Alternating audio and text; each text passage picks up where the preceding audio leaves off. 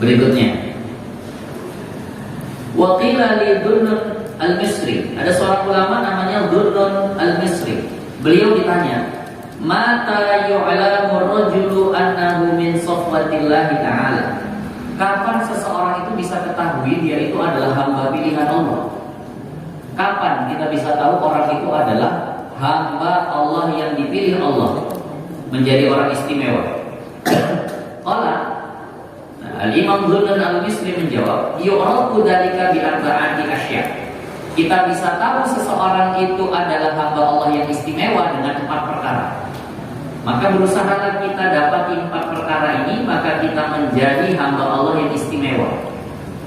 Yang pertama, idza tala'a ar-rahata yakni tarkar rahati. Kalau dia itu meninggalkan rehat, memperbanyak ibadah, capek pun mau ibadah.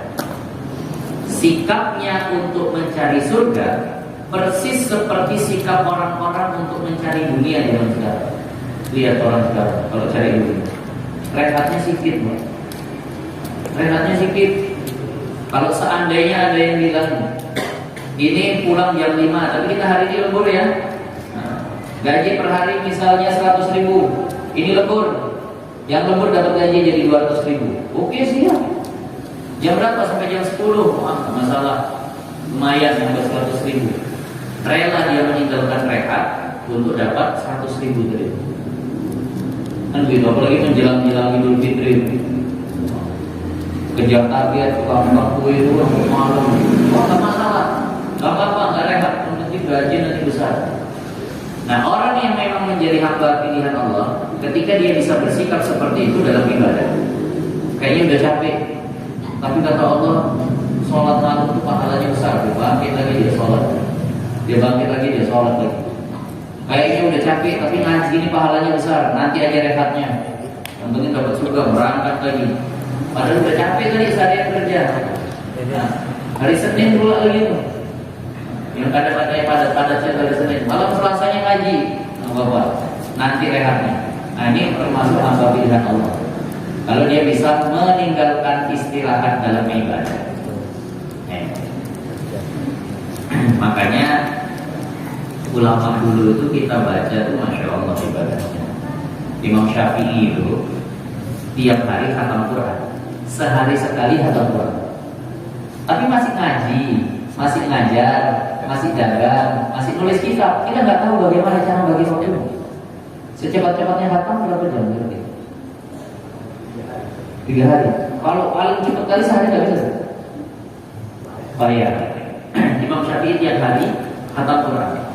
Tiada hari tanpa menghatamkan Quran. Kan nggak rehat tuh berarti. Kapan ada waktu baca, kapan ada waktu baca. Memang ya Imam Syafi'i bacanya nggak mesti di mushaf karena beliau hafal. Dan kalau di bulan Ramadan siang sekali hatam, malam sekali hatam. Itu Imam Syafi'i. Nah itu makanya jadi hamba pilihan Allah, nggak capek. Itu tadi memang pengen capek, kayak orang lembur tadi. Karena tahu pahalanya besar betul. Nah, kita sebulan sekali pun hatam. Padahal dalam hadis itu dikatakan kemarin dalam kitab Jami' Shaghir yang baru kami baca, Iqra'il Qur'ana fi syahrin. Baca Al-Quran itu sebulan sekali hatam. Atau 20 layali atau 20 malam sekali. Nah, atau seminggu sekali. Nah, jangan lebih dari seminggu sekali, nanti nggak bagus. Nah, itu kata Rasulullah. Itu untuk orang-orang yang memang masih tingkat bawah, level bawah.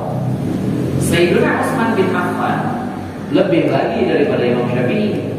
Sayyidina Utsman bin Affan khatam Quran dalam 1 rakaat salat. Allahu Akbar. Bismillahirrahmanirrahim. Alhamdulillahirabbil alamin sampai waladhdallin. Amin. Baca surahnya Alif Lam Mim terus sampai ujungnya minal jinnati wan nas. Baru rukuk. Allahu Akbar. Luar biasa seperti itu. Kan lebih dahsyat lagi. Di dalam sholat 1 rakaat sekali khatam. Itu tertulis dalam kitab Al-Azkar. Ini orang pilihan tarkur roha, meninggalkan rehat. Memang ingin capek dalam ibadah. Sebagaimana orang sekarang ingin capek dalam bekerja. Kadang sampai bingung dia duitnya apa? nggak sempat nikmatinya. Kumpul orang liburan, nanti liburan cari duit dulu. Begitu sudah banyak duitnya, udah kecapean kerja sakit, nggak bisa lagi liburan. Maka saya kadang sama istri saya bilang, udah, mau pingin jalan-jalan. Mau pingin makan, nggak makan aja lagi enak. Kalau kata hadis binikmat, tapi ya sedekah juga. Ngumpul tinggal nggak sempat. Disedekahin enggak, dinikmati tidak. Nggak sedekah. Mau jalan-jalan. Mau beli, kalau kau mau beli baju belilah. Tapi jangan lupa sedekah ya.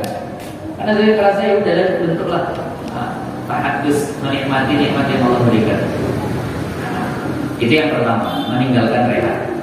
Kemudian yang kedua, tanda seseorang itu menjadi hamba pilihan Allah, wa 'ata minal mawjudi, yakni yu'ti minal qalil alladhi indahu. Sanggup memberi orang padahal dia punyanya sedikit. Dia bukan orang kaya, dia bukan orang yang berlebih, bahkan dia kekurangan, tapi masih sanggup ngasih orang. Nah, itu hamba pilihan Allah. Dia tak punya apa-apa, tapi masih sanggup ngasih orang. Saya ingat kisah yang selalu diceritakan oleh Ustaz Ahmad Bushairi ketika kami dulu masih mondok di Bogor. Saya nggak tahu itu ada di kitab apa, tapi kisah yang disampaikan oleh guru kami. Ada sekelompok musafir kehabisan bekal sampai di satu kampung. Maka mereka bertanya kepada penduduk kampung, siapa orang paling dermawan di kampung ini? Ditunjukkanlah si fulan. Dia orang paling dermawan dan paling hartawan. Kesana, insya Allah kalian ditolong. Maka berkunjung ke rumah orang yang dimaksud, ucapkan salam, disambut waalaikumsalam, ada Pak kami musafir kehabisan bekal, mohon bantuan untuk melanjutkan perjalanan. Oh silakan masuk. Sebanyak orang yang hadir, sebanyak itu dia potong kambing. Ada 10 musafir, 10 ekor kambing. Didudukkan tempat yang bagus, dikasih buah-buahan, dikasih minuman yang segala macam, dikasih daging kambing, suruh makan sepuasnya. Berlimpah makanan tadi. Setelah mereka makan kenyang, dibototi lagi. Setelah itu dikasih uang lagi. Silahkan lanjutkan perjalanan. Maka kata para musafir tadi, Tuhan, kurasa tak ada orang yang lebih pemurah dari dirimu. Orang tadi senyum. Masih ada yang lebih pemurah dari dirimu. Masih ada Tuhan, masih. Engkau sudah begini luar biasanya, masih ada yang lebih pemurah darimu. Masih. Siapa? Saudara, abang. Itu lebih pemurah dari aku. Semuanya tengok-tengok. Gimana kalau kita ke sana? Ini udah adiknya saya begini. Katanya lebih pemurah. Di mana rumahnya? Oh, rumahnya di ujung kampung sana. Maka mereka pun langsung menuju ke sana. Sampai sana ucapin salam, assalamualaikum, waalaikumsalam. Ada kami musafir ingin dijamu. Oh silakan masuk. Duduk, tempat duduknya sederhana. Kemudian disuguhkan. Tiap orang dapat separuh potong roti sama setengah gelas susu. Udah itu aja, silakan minum. Akhirnya semua kelihatan. Makanya lebih pemurah. Daging kambing tak ada, buah-buahan tak ada, roti separuh sama susu setengah gelas. Mana pemurahnya ini? Tapi yang diminum, dimakan juga, akhirnya balik lagi ke rumah adiknya yang pertama. Tuan rumahnya di sana, iya. Orangnya gini ya. Kayaknya Tuan salah nilai. Kata Tuhan dia lebih pemurah, tapi tidak. Gak imbang sama Tuhan, kan yang Tuhan kasih segini banyak. Dia cuma ngasih setengah gelas susu sama separuh potong roti. Apa kata dia? Biarpun begitu, dia tetap lebih pemurah daripada Tuhan. Kok bisa begitu? Yang aku kasih sama kalian itu masih sebagian dari yang aku miliki. Aku masih punya kambing banyak, aku masih punya duit banyak. Tapi yang abang kasih sama kalian itu semua yang dia miliki. Yakinlah kalian setelah ini satu keluarga nahan lapar.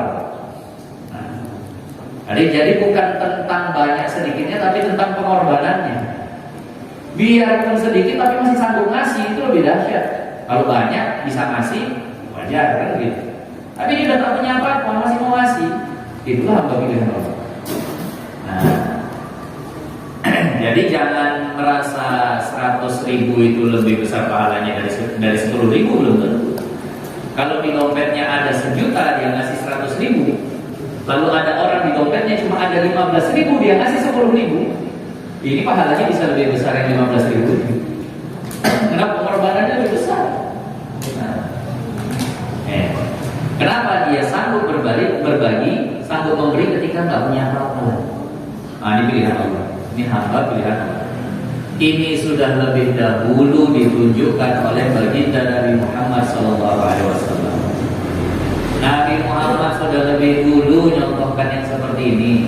Datang orang kepada Rasulullah, ya Rasulullah, aku lapar, aku nggak punya duit, tolong Rasulullah, kasih aku sesuatu. Nabi bingung, apa yang aku punya? Rasul bukan orang kaya, duit tak ada, makanan tak ada. Maka apa kata Rasul? Dibuka sama Rasul jubahnya. Tanya ada jubah, jual sana. Duitnya untuk nggak punya apa-apa tapi masih sanggup kasih. Langsung sama orang tadi itu dilelang di pasar. Yang mau jubahnya Rasulullah, yang mau jubahnya Rasulullah, itu semua rebutan. Jubah Nabi dilelang. Sampai akhirnya terdengar sama orang buta tapi kaya. Orang buta tapi kaya. Dia bilang sama budaknya, kalau kau bisa menang lelang jubah Rasulullah itu, berapapun harganya terserah, yang penting kau bisa beli, kau merdeka. Atau orang buta tadi. Maka budaknya langsung ke sana. Akhirnya dia menangkan dengan harga, saya lupa persisnya, sekitar 400 dinar. 400 dinar kali 1 dinar itu 4 gram. 1 dinar 4 gram emas. 4 juta kali 400. 4 juta kali 400, 1 miliar 600 juta ya. Nah itulah kurang lebih harga jubahnya Rasulullah. Maka dia dapat seperti itu, dia bawa ke tuannya, tuan aku berhasil menang, tapi harganya 400 dinar, gak ada masalah bayar. Sesuai janjiku kau merdeka. Maka diusapkan jubah tadi ke wajahnya, langsung saat itu juga Allah buat bisa melihat lagi. Bahagianya dia balikkan lagi jubah tadi kepada Rasulullah. Rasul bingung, lah kok balik lagi di jubah. Maka dia ceritakan. Maka kata Rasulullah, lihat jubah ini. Jubah ini membuat yang miskin jadi kaya, dapat 400 dinar. Yang budak jadi merdeka, yang buta jadi bisa melihat. Itu berkahnya jubah Rasulullah. Belum Rasulnya yang keliling, masih jubahnya saja. Yang miskin jadi kaya, yang budak jadi merdeka, yang buta jadi melihat. Itu udah keliling kemana-mana, tak apa manfaatnya juga. Rasul masih jubahnya aja keliling. Jadi ini udah dicontohkan sama Rasul, bahwa nggak punya apa-apa tapi tetap masih bisa nolong. Ada di dalam kitab Fawaidul Mukhtarar kisah seorang ulama miskin, nggak punya apa-apa, datang ke pengemis, Tuhan ada rezeki tolonglah, kasih saya, bantu saya. Yang diminta itu miskin. Akhirnya dia bingung, apa yang bisa dikasih? Bentar, dia masuk ke rumah, dia ambil benang sama jarum, kemudian dia keluar lagi, dia tengok baju pengemis tadi itu ada yang robek, dia jahitin. Mohon maaf aku nggak bisa ngasih apa-apa, tapi nggak mau orang pengemis tadi pulang dengan tangan kosong, itu jahitkan saja lah bajumu yang robek. Habis itu dia minta maaf, minta izin, karena nggak punya apa-apa. Sampai seperti itunya pingin ngasihnya. Kita pengemisnya masih jauh, udah tutup pintu gitu.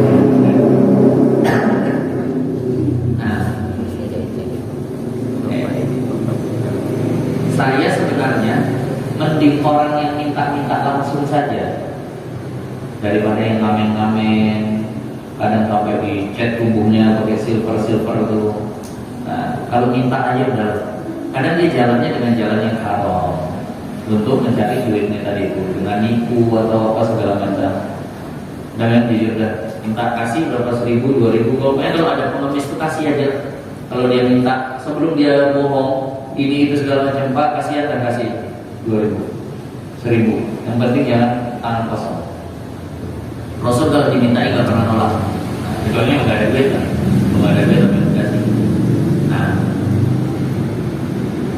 kemudian itu yang kedua ya. Yang pertama tadi meninggalkan rehat untuk ibadah. Yang kedua tetap bisa ngasih walaupun punya sedikit. Yang ketiga, tanda seseorang itu menjadi hamba pilihan Allah, wa ahabba suqutal manzilati. Dia suka posisinya itu berada di posisi yang rendah-rendah saja. Dia nggak suka tampil ke atas. Dia nggak suka berada di posisi yang tinggi. Di saat orang mungkin cari posisi posisi tinggi dia udah padahal dia orang mulianya, padahal dia orang terhormatnya, tapi begitu datang ke undangan, apa dia duduk sama orang-orang biasa.